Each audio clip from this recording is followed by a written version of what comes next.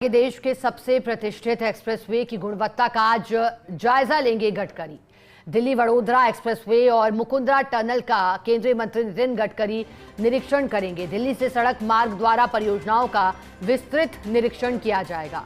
Delhi Vadodara expressway के विभिन्न पैकेजों की प्रगति का मौके पर मूल्यांकन होगा। मुख्यमंत्री भजनलाल शर्मा और लोकसभा अध्यक्ष ओम बिरला भी साथ रहेंगे। कोटा स्थित मुकुंदरा टनल परियोजना के निर्माण की गुणवत्ता परखी जाएगी। एनएचएआई अधिकारियों के साथ लंबित कार्यों और समय सीमा की व्यापक समीक्षा होगी। क्षेत्रीय अधिकारी संजय कदम, प्रोजेक्ट डायरेक्टर संदीप अग्रवाल सहित अधिकारी मौजूद रहेंगे। राजस्थान में कनेक्टिविटी, लॉजिस्टिक्स और औद्योगिक विकास को नई गति मिलने की उम्मीद है। एक्सप्रेसवे परियोजना से दिल्ली, राजस्थान और गुजरात के बीच आसान होगा सफर। देश के सबसे महत्वपूर्ण ग्रीनफील्ड हाईवे कॉरिडोर की प्रगति पर केंद्र की सीधी नजर। चलिए ज्यादा जानकारी लेंगे। एसोसिएट एडिटर निर्मल तिवारी हमारे साथ जुड़ गए हैं। निर्मल जी, आज नितिन गडकरी आएंगे और जब आएंगे तो कौन कौन से वे कार्य हैं जिनकी स्थिति का जायजा लेंगे नितिन गडकरी, और समय क्या रहेगा जब पहुंचेंगे? सुप्रभात शिखा। देखिए, निश्चित तौर पर एक बहुत महत्वपूर्ण दौरा है। महत्वपूर्ण दौरा इसलिए कि देश का सबसे उन्नत ग्रीनफील्ड एक्सप्रेसवे अगर किसी को माना जाता है तो दिल्ली मुंबई एक्सप्रेसवे है। हालांकि अभी पूरी तरह से शुरू नहीं हुआ क्योंकि 2022 तक की समय सीमा थी, लेकिन जिस तरह से बीच में कोरोना और प्रोजेक्ट आगे खसका, उसके बाद लगातार कोशिश ये करी है कि इस प्रोजेक्ट को ज्यादा से ज्यादा जल्दी से जल्दी इसको पूरा कर लिया जाए। अगर आज की नितिन गडकरी के दौरे की बात करें तो नितिन गडकरी सुबह 11 निवास 2 मोतीलाल नेहरू प्लेस अकबर रोड से वो रवाना होंगे और उसके बाद उनको सीधे 11:40 बजे वो पहुंच जाएंगे दिल्ली नोएडा जो डायरेक्ट फ्लाईवे है उसका निरीक्षण करेंगे NH 148A के ऊपर। वहां से निरीक्षण करने के बाद सीधे पलवल पहुंचेंगे और पलवल से फिर अलवर तक का पूरा जो पैकेज है दिल्ली मुंबई एक्सप्रेसवे के पैकेज नंबर 2, 3, 4, 5, यानी इन पैकेजेस के अंदर करीब 125 किलोमीटर का सफर वो तय करते हुए इनका निरीक्षण करेंगे। किस तरह की व्यवस्थाएं, स्ट्रेच कैसी है, मानसून से पहले की स्थिति क्या है, मानसून के बाद के लिए कितना तैयार है एनएचएआई, उन तमाम पैकेजेस को देखेंगे, वहां का निरीक्षण करेंगे। उसके बाद दोपहर 1 बजे उनका पिलर नंबर 125 यानी कि जो कड़ी पिनान, अलवर से पहले जो पिनान जगह है, पिनान इंटरचेंज पर पहुंचेंगे। वहां पर रेस्ट एरिया भी है, वहां पर वो एनएचएआई के अधिकारियों के साथ उनकी मीटिंग भी है, वहां पर लंच करने का कार्यक्रम भी उनका प्रस्तावित है।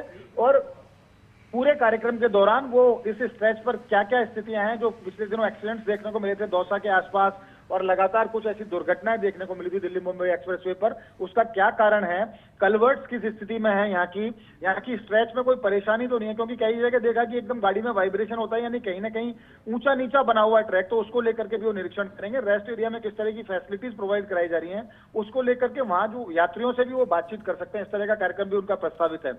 और खास बात देखिए कि यहाँ से 1 घंटे के विश्राम के बाद उनको 2 बजे वो निकल जाएंगे मुकुंदरा टनल के लिए, यानी कि 2 बजे जब वो गड़ी प्राण इंटरचेंज से वहां से रवाना होकर वहां पहुंचेंगे तो इस दौरान पूरे रास्ते का वो निरीक्षण भी करते जाएंगे। एनएचएआई के जो संजय कदम जो यहाँ के क्षेत्रीय अधिकारी हैं वो उनके साथ रहेंगे। एनएचएआई के दिल्ली से मॉर्थ और एनएचएआई के जो अधिकारी उनके साथ आ रहे हैं वो उनके साथ रहेंगे। प्रोजेक्ट डायरेक्टर संदीप अग्रवाल जो कोटा के हैं वो उनके साथ रहेंगे। रणवीर सिंह जो यहाँ से दौसा के अभी पीडी का काम देख रहे हैं वो भी उनके साथ इस दौरान रहेंगे और लगातार निरीक्षण का कार्यक्रम। मुकुंदरा टनल में पिछले दिनों जिस तरह से बरसात के दौरान हादसा देखने को मिला था, उसके बाद उस टनल की क्या स्थिति है, क्योंकि देश की सबसे उन्नत कैमोफ्लेज टनल बनने जा रही है जिसमें वाइल्ड लाइफ को पता भी नहीं पड़ेगा, साउंड प्रूफ होगी पूरी टनल, वाइल्ड लाइफ ऊपर से निकल जाएगी, उनको पता नहीं रहेगा कि कहां से यातायात निकल रहा है और किसी तरह का डिस्टर्बेंस नहीं होगा, यानी कि बहुत environment friendly, wild life friendly ये टनल है। इसका वो निरीक्षण करेंगे और इसके बाद 2 बजे से लेकर शाम को 5:30 बजे तक का पूरा ये कार्यक्रम है। इसके बाद जो इंदरगढ़ के बाद लबान इंटरचेंज है, वहां पर मुख्यमंत्री भजनलाल शर्मा के भी पहुंचने का कार्यक्रम है, वहीं पर लोकसभा अध्यक्ष ओम बिरला के भी पहुंचने का कार्यक्रम है, वो वहां पर रहेंगे। और मुकुंदरा टनल का जो इंस्पेक्शन है वो पूरा इंस्पेक्शन रहेगा। इसमें पैकेज नंबर 15 जो कोटा के आसपास है इसका निरीक्षण का कार्यक्रम है। उसके बाद शाम को 6:30 से 7:30 बजे तक का जो कार्यक्रम है, 1 घंटे का कार्यक्रम, वो उनका रिजर्व रखा गया है। इस दौरान उनकी मुख्यमंत्री से चर्चा होगी, इस दौरान उनकी लोकसभा अध्यक्ष ओम बिरला से चर्चा होगी। वाइल्ड लाइफ का पूरा जो प्रोजेक्ट है मुकुंदरा टनल की बात करें तो जल्दी जल्दी उसको पूरा करने की बात है। और कब ये पूरा प्रोजेक्ट हो जाएगा ताकि देश की राष्ट्रीय राजधानी दिल्ली का, देश की व्यावसायिक राजधानी मुंबई से सीधा कनेक्शन हो जाए, इसको लेकर के तमाम कार्यक्रम रहेगा। और 7:30 बजे वो वहां से डिपार्ट कर जाएंगे रतलाम मध्य प्रदेश के लिए।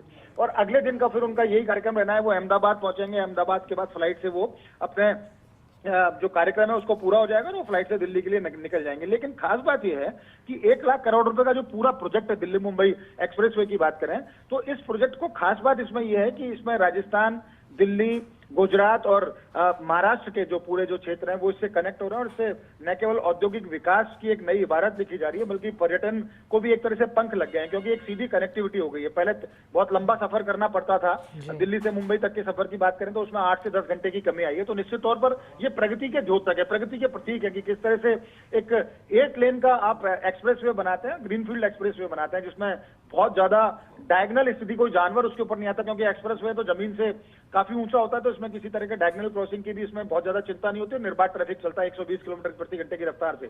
और खास बात यह है कि जगह जगह स्पीड को चेक करने के लिए वहां पर हाई रेजोल्यूशन कैमरे लगे हुए हैं जो बताते हैं कि किस तरह की समस्या तो नहीं है।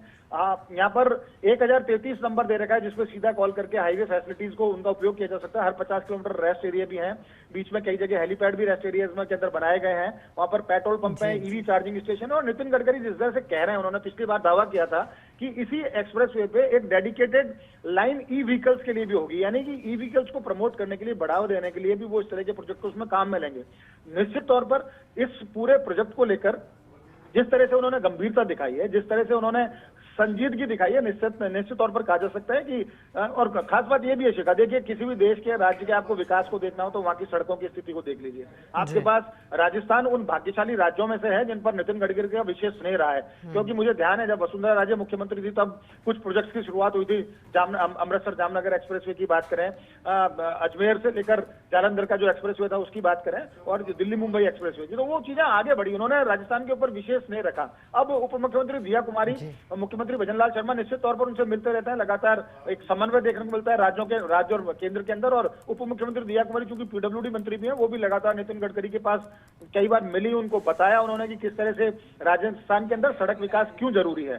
तो हमारे पास अब चूंकि रिफाइनरी भी हमारे पास है, तो वे साइड एमिनिटीज किस तरह से विकसित करने उसमें एनएचआई का हम सहयोग ले रहे हैं। हमने जयपुर के अंदर जब रिंग रोड बनाया था, सदर्न रिंग रोड बना था, उसमें एनएचआई ने उसको पूरा तैयार किया। अब नॉर्दर्न रिंग रोड को लेकर भी लगातार एनएचआई की तरफ से काम किए जा रहे हैं। तो बहुत सारे ऐसे प्रोजेक्ट हैं जो राजस्थान के अंदर चल रहे हैं। राजस्थान पर विशेष स्नेह रखने का फायदा ये हो कि बिल्कुल निर्मल जी, और आज जब वो पहुंचेंगे तो वाकई जैसा कि आपने बताया कुछ और तस्वीरें आएंगी सामने। शुक्रिया आपका निर्मल जी, साथ जुड़ने के लिए, जानकारी के लिए।